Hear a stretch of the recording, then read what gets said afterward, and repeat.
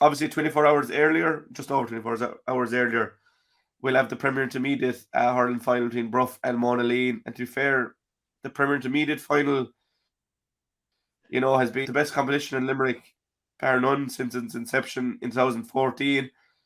And I don't know it's the first time, but we'll have two previous winners playing each other. I don't think that's happened before. Obviously, Bruff in 14 and Monaleen in 2016. But we talk about, 60. the Pierce Kilmallock, yeah, Kilmallock and the Pierce having very similar teams, very new looking teams for both of those sides. There won't be a huge amount of experience from those finals for either side. That they are relatively new look. They are relatively new look, and I was reflecting on it, obviously during the week, and having attended the the under 19 Premier under 19 hurling final between the same two clubs. Um, I just went through the program and found that there's as many as 6 or 7 of on each side who were playing under 19 that night, who are now in their respective adult squads, and a number of them actually have made the transition onto the team. Like, you have the like of Joseph Fitzgerald and Ronan Lyons on the Monaleen team, Ben Hayes there or thereabouts, and Bruff, you Patrick Finn, you've Dara Butler, Dara O'Brien, these people making the breakthrough, and Josh Keating, and um, that in some ways, Jack, goes to explaining why there is such a turnover from when they were last champions. But of course, both sides as well, Jack, have um, have had experience at senior level. Now, Bruff's sojourn at senior level was shorter than Monaleen, in that they survived for 3 years at senior level, whilst Monaleen survived for 5. But there will be residual experience there from those senior days. There will be a number of players on both sides who have been around the block. Well, of course, Monaleen are only down since last year. Last So year, yeah. they will have considered a number of players who will have played at senior level. But spare a thought for Paul Brown. Paul Brown played, I think, in the 2007 intermediate hurling final. So, like, Paul has given absolutely fantastic service to Bruff, and Paul is as good as ever, and will be a key player on Sunday. So, yes, the changeover, and your original point, Jack, is brought about by both clubs who work very, very hard at underage and are beginning to reap dividends of it. They served up a classic in the under 19 final, and I think it's only fitting that a number of those players will get their chance to showcase at higher level on Saturday. Yeah, and you talk about that cracker at 18. Obviously, in the group stages, it was 2-17 to 24. There was just a point between them as well, And from Monaleen, they won on the day, but we've spoken about how hard it is to beat a team twice in the one season, and they obviously did it with Effin in the semi-final. But there was the game was far closer to the semi than the group stages, and if Bruff do the same, they'll win. There's probably a bit more pressure on Monaleen, as well as the fact that they came down from senior as well, that the pressure is probably more towards them. It is, I'd say, and I saw the semi-final, and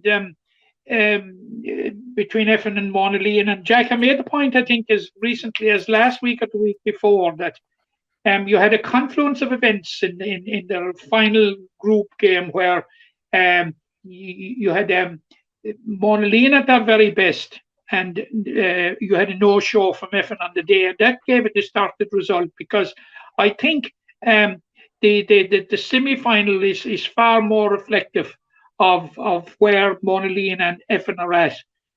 Like, in fairness, in the semi-final, and from a Monaleen point of view, Jack, it was a very, very good semi-final to win, because they got what any team in preparing for a final would want, and they got a severe test. Had they repeated the performance of 8 days earlier and ran away with it, it would be of little use to them going into the final. But they got a real test, and it was only really Effin were within a score as the clock ticked up to the hour. But Monaleen scored 5 points in 4 minutes, literally, to put it out of their reach. But it was a good semi-final to win, but so too was Bruff's semi-final, because they had to go to extra time. Yeah. And they really had to extricate themselves from a very difficult situation towards the end of normal time, and they did it. So that's exactly very, very good preparatory work for the final. It sets it all up very, very, very nicely for what should be a cracking final on Saturday But it's actually Bruff's third appearance in the final, Jack. Yeah. Bruff have a very, very good record in this competition. They won it in 2014. They were back in the competition in 2018 after being relegated at the end of 2017. They got to the final when they were beaten by Garryspillane. And in 2019 and 2020, they reached the semi-finals. Now, last year they didn't make the cut in the truncated competition, but they've regrouped, they've rebuilt, and they're back ready to go again. Yeah, I suppose for Bruff, we talk about the influx of young players to come through. A semi-final with extra time would be usual for younger players, and obviously you mentioned Effin were a difficult task for Monaleen, but probably again leaning towards Bruff in that regard, that their semi was tougher. They'd be given 2 weeks to recover. There'd be no worries about that, but it would have brought him on a lot. And in 18, Bruff are very similar to that Garryspillane team from 18, the team that beat Bruff, that a lot of young players coming through, won a minor title and are building. But again, you can't account for Monaleen's experience at senior level. A lot of big players have played there. They obviously have Andrew Latouche back now, but outside of that, like Larkin Lyon, the centre back, is an All-Ireland winner. So is Andrew. You have the likes of Ed Doyle. Donegal Dawley was starting for the Twins last year, in corner forward, that they're a dangerous outfit. I'll put it to you, Matt, and you can explain it in as long or short you want. Who will win on Saturday, and who will get to the coveted senior ranks in Limerick Hurling? Yeah, well, you mentioned about Monaleen and their experience, and you're quite correct in that, and that they have a number of players. Like, you start with Jamie Power in goal, like that Larkin Lyons has considerable experience.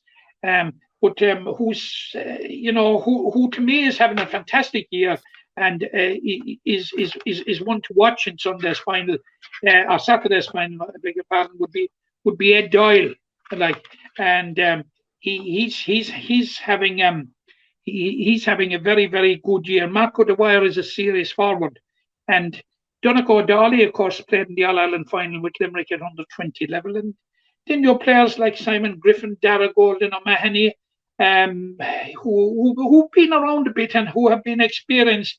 And I mentioned Joseph Fitzgerald. They have a very exciting midfield partnership with Joseph Fitzgerald and a guy called Lachlan McHale. Two very, very, very good hurlers. And of course, we mentioned already Larkin Lyons, but his brother Ronan, of course, is a former 2 times Munster minor medal winner with Limerick, and again an exceptionally player. To return to the nub of your question, I'm going for Bruff to win it narrowly, Jack. And it's sort of picking up on a small bit on what you said earlier, when it's very, very hard to beat a team a second time. And if not that particular game will have much bearing on what will happen on Saturday, but I think the presence and the influence of the like of Sean Finn and Paul Brown will tilt it in Bruff's favour. These guys know how to win big games. They are conditioning my thinking and directing me towards nominating Bruff as the likely winners. Yeah, another one that's really hard to call. Like Sean Finn, it's very hard to count for a four-time All-Star and four-time All-Ireland winner in a game like this. He could have so much bearing on the game, and if Monaleen have a danger man, whether it be the likes of Ed Doyle or Ron Lyons or Danica Dollig or Mark O'Dwyer or whoever, that he could shut them down. He's done it with the best players in Ireland, so he would condition your thinking. Again, I'd side with a draw, but it's finish on the day. I'm 90% sure again, and I'll go with Bruff That's as a well. very, Jack. That's a very big pitch or fence you're sitting on today. It must be a very comfortable fence because you're prepared to sit in it all day. Well, I did give a prediction for the senior, and I will with the Premier League. I think Bruff will win by 2 points. Now again, if you ask me this at 2:30 on Saturday before the game throws in, I'd probably side with Monaleen. They're really hard to call, man. And that's what we want. It's one of those games. If you ask me again before the end of the program, I might even say Monaleen. It's that tight, and